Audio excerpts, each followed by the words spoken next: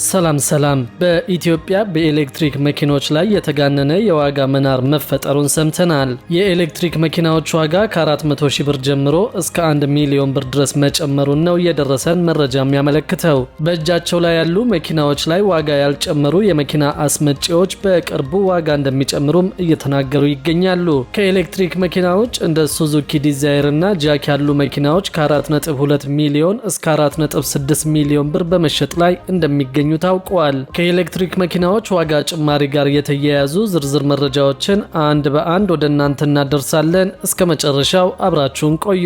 በኢትዮጵያ የኤሌክትሪክ መኪኖች ዋጋ በከፍተኛ ደረጃ መጨመሩን ለማወቅ ችለናል። በኤሌክትሪክ መኪናዎች ላይ የዋጋ ጭማሪ የታየው ከኢራን ጦርነት ቀደም ብሎ ሲሆን የዋጋ ጭማሪው ከጦርነቱ ወዲህ ደግሞ እንደተባባሰ ታውቋል። ከትንንሽ መኪኖች ብንነሳ ከ400 ሺህ ብር ጀምሮ እስከ 1 ሚሊዮን ብር ዋጋቸው የጨመሩ አሉ። ለጭማሪው ዋነኛው ምክንያት የማጓጓዣ ዋጋ መጨመሩ ነው ሲሉ የአውቶሞቲቭ ጉዳዮች ተንታኝ የሆኑት አቶ ብሩክ አወቀ ተናግረዋል። በጦርነቱ ምክንያት በተፈጠረው የባህር ላይ እንቅስቃሴ መስተጓጎል ምክንያት በመርከብ በአንድ ኮንቴነር ከ2500 እስከ 4000 ዶላር ጭማሪ እንዳለም አቶ ብሩክ ጠቅሰዋል። ጭማሪው በተጋነነ መልኩ በኤሌክትሪክ መኪናዎች ላይ ቢታይም በነዳጅ የሚሰሩ አነስተኛ መኪኖች ላይም ጭማሪ እንደተስተዋለ ተናግረዋል። ለምሳሌ ሱዙኪ ዲዛይር መኪና ከዚህ ቀደም ይሸጥ የነበረው 3 ሚሊዮን 300 ሺህ ሲሆን አሁን ዋጋው ከ4 ሚሊዮን 300 ሺህ በላይ እንደደረሰ ታውቋል። የኢትዮጵያ የመኪና ገበያ ላይ ጭማሪ ሲደረግ አዳዲሶቹ ብቻ ሳይሆን አገልግሎት የሰጡም ዋጋቸው እንደሚወደድ ባለሙያው ተናግረዋል። ከውጭ ከሚገቡ የኤሌክትሪክና የነዳጅ መኪኖች በተጨማሪ በሀገር ውስጥ የሚመረቱ ወይም የሚገጣጠሙ መኪናዎች ላይም ጭማሪው መስተዋሉ ታውቋል። አቶ ብሩክ ለውጡን ሲያብራሩ ጭማሪው የታየው የኤሌክትሪክ መኪና ስለጨመረ ወይም ሰው ነዳጅን ትቶ ወደ ኤሌክትሪክ ስለዞረ አይደለም።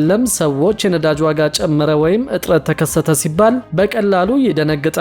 የኤሌክትሪክ መኪና ፍላጎት መጨመርም ከዚህ በፊትም የታየ ጉዳይ ነው ብለዋል። ከነዳጅ አቅርቦትና ዋጋ ጋር በተያያዘ የሚፈጠረው ስጋት ተጠቃሚዎች ወደ ተሻለው አማራጭ እንዲያዘነብሉ ገፊ ምክንያት መሆኑን አስረድተዋል። በኢትዮጵያ አብዛኛው የመኪና ገዢ መካከለኛ ገቢ ያለው የማህበረሰብ ክፍል መሆኑን በመጥቀስ በብዛት የሚሸጡት በዋጋቸው አነስ ያሉት የቢዋይዲ ተሽከርካሪዎች መሆናቸውን ባለሙያው ተናግረዋል። አንድ ጊዜ ቻርጅ ተደርጎ እስከ 400 ኪሎ ሜትር የሚጓዘው የቢዋይዲ መኪና አይነት ከኢራን ጦርነት በፊት ወደ 3 ሚሊዮን 300 ሺህ ይሸጥ የነበረ ሲሆን አሁን ዋጋው እስከ 3 ሚሊዮን 800 ሺህ ብር እንደደረሰ ታውቋል። ይህ መኪና የበጀት መኪና በሚል በተመጣጣኝ ዋጋ ገበያ ላይ ይገኝ የነበረና በ10,000 ዶላር የሚሸጥ መኪና ከመሆኑ አንጻር ለምን ኢትዮጵያ ውስጥ 4 ሚሊዮን ብር ድረስ ያወጣል በሚል ገዢዎች እንደሚጠይቁም ተንታኙ ገልጸዋል። አቶ ብሩክ በመኪኖቹ ላይ የዋጋ ጭማሪውን የሚመለከቱት የአውሮፓውያኑ 2026 ከገባበት ጊዜ አንስቶ ነው። ቻይና ውስጥ የሚወጡ ህጎች የመኪና ሽያጭ ላይ ጫና እንደሚያሳድሩ በመጥቀስ ከቻይና የምንገዛቸው አዳዲስ መኪናዎች ባይነዱም ጥቅም ላይ የዋሉ ተብለው ነው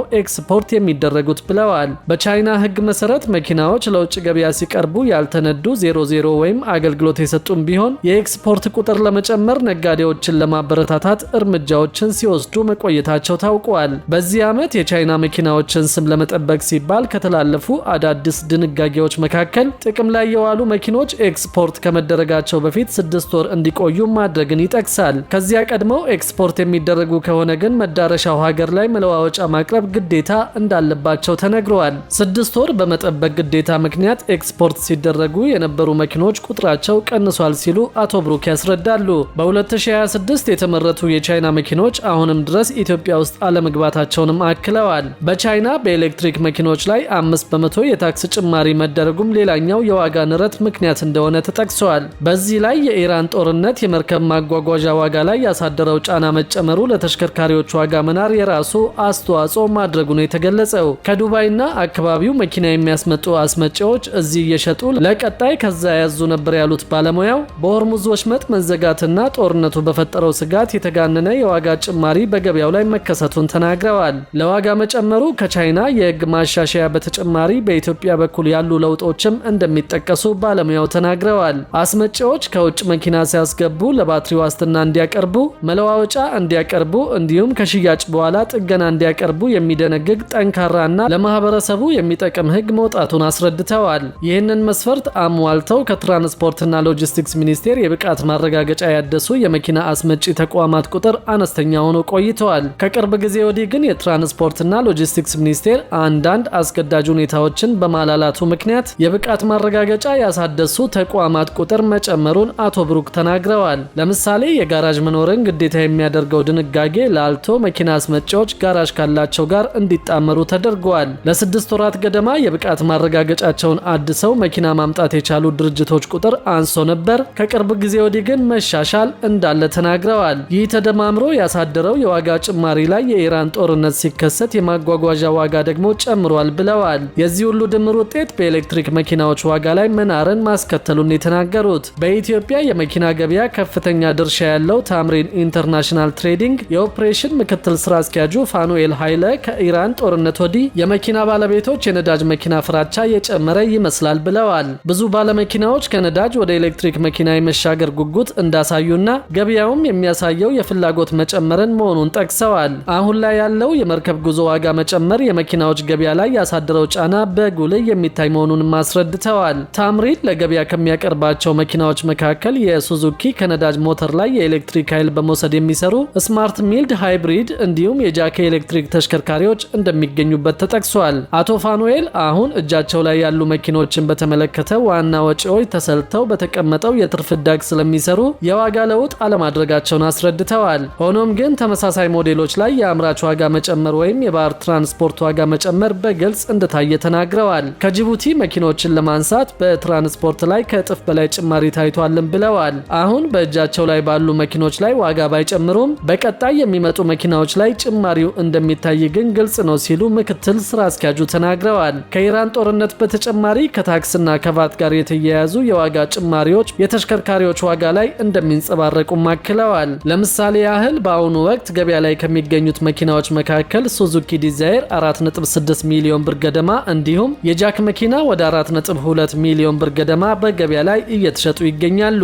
አቶ ፋኑኤል እንደ አቶ ብሩክ ሁሉ ቻይና በአዲሱ የአውሮፓውያን ዓመት ያወጣቸው ሕግ ያሳደረውን ጫናም ጠቅሰዋል። የቻይና አዲስ ሕግ የዋጋ መቀየር እንደሚያስከትል መኪኖች በህጋዊ አስመጪዎች በኩል ብቻ በትክክለኛ ዋጋቸው ከሙሉ ዋስትና ጋር ስለሚመጡ የዋጋ መስተካከል ይኖራል በማለት አስረድተዋል።